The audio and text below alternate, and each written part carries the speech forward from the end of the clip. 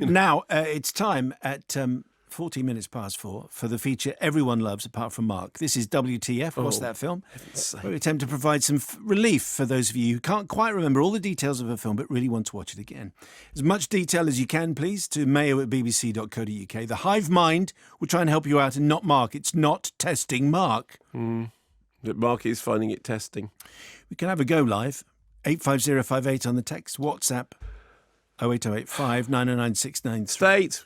Again, getting worse. I know. Mayo@bbc.co.uk. You're like Clive Dunn in Dad's Army, standing to attention. That joke is funny every time. Every time. Last week, another Mark wrote in with a plea. A very famous English author and his brother. Maybe made in the mid-90s, set in the mid-60s, potentially starring that guy from As Time Goes By, classic cup of tea and a biscuit film for a Sunday afternoon. We had a suggestion last week on the WhatsApp that this might be Shadowlands, the story of C.S. Lewis, the world-renowned Christian theologian, writer and professor who leads a passionless life until he meets spirited poet Joy Gresham from America. We should add at this point that C.S. Lewis was not English. He was, of course, born in Northern Ireland. Thank you to the many, many correspondents who pointed that out.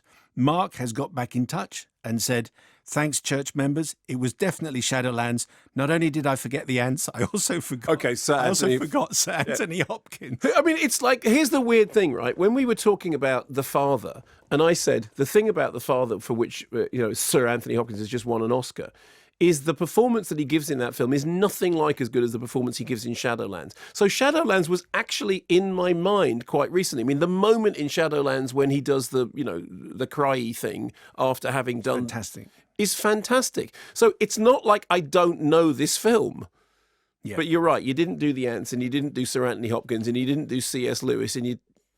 There's so much. There's so much. How could you have forgotten all that? Anyway, and I'm not sure you could really describe Shadowlands as a classic tea and a biscuit. No, film. It's not. I mean, it's based on a very well-respected play, and it's absolutely heartbreaking. It doesn't go down well with a tea and a biscuit missus. I saw... we'll go off on another tangent. Let me do this because we've got a new one. Oh, good. This is from Garrett Hill. I'm writing today for help from the Wittertainment Hive Mind and possibly Mark, but I wouldn't bank on it. I wouldn't bank on it. I saw the film randomly on Netflix between 2014 and 2016, so this is getting more and more recent. For heaven's sake. I'd look at my viewing past, but it was on a shared account. I think the implication of that is it's not shared anymore. That's what I'm thinking. It wasn't a hooky copy. It was a... The movie is set in Brazil, I'm pretty sure. They were speaking Portuguese. Definitely a horror film. The main character is an estate agent. She was showing property to clients while speaking on the phone to her sister a lot.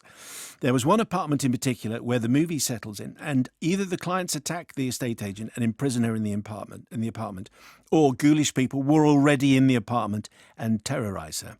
The whole thing turns into a cult ritual by the end, if I recall correctly, with candles and pentagrams and incantations, and maybe a portal to hell opens up. If in doubt, if you've got nowhere to finish a movie, open a portal to hell, and that will help. I don't recall how the estate agent fares. Let's assume not very well.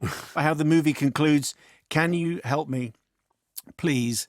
Oh, and thank you for all the years of... This has all been redacted. Thank you for the years of genuine value, and know that I started listening to the programme on the recommendation of not one but two unaffiliated Brits abroad, one living in Korea and the other in Mexico. I've since infected/converted a few other friends and acquaintances, as well as my dear wife, Laura. It's a ritual in our house to listen while preparing the evening meal, and when we've finished the week's episode, we retune to the classics from 2015 onwards. Anyway, so we have Brazil, maybe Portugal, but it's certainly in Portuguese, an estate agent-based horror movie. Any bells being... No, I mean, I'm thinking of the Mexican cannibal movie, but it's not that because he's absolutely certain that it's Portuguese. Yeah. Anyway, that's it. There's a silence there, so that implies there's nothing else to come here. Is it Shadowlands? It could well be, couldn't it? Because I'm sure we could make that work somehow. Anyway. I hate this feature, Simon Paul. It's the best feature that we have. Keep it going. Mayo@bbc.co.uk. Even when they're describing films that I've seen... it's just Mark, it's like I've never seen a film. It's not testing Mark. It's can you help? We're looking outwards to the film community, and we're saying, I'd like to buy the world a fizzy cola drink. Well done. Well Or avoided. live in peace and harmony. Okay? And can we work out what this movie is for Garrett Hill? Brazil, Portuguese, estate agent, terror, horror, maybe a portal to hell. Last week, Jim wrote in about his WTF, about a movie he watched in the early 80s, Canadian flavour, possibly Australian, large quantity of snow, an alien, brother and sister, they help repair his ship, and he leaves Earth, sadness, blah, blah, blah. Almost a John Lewis Christmas advert, okay? Jim, we can put this down as 100% solved. Okay. Andy Gibson from Fleet in Hampshire, lots of other people as well. At the reading of last week's Quest for Help in identifying the film that was possibly Canadian, possibly Australian, I was yelling at the radio with the answer. Of course, I knew people would be. As this is quite possibly one of the most memorable and formatively important movies of my life. I'm 47 3/4, and the film to which my fellow listener refers to is 100% guaranteed to be 1971's Québécois offering The Christmas Martian, Le Matin de Noël.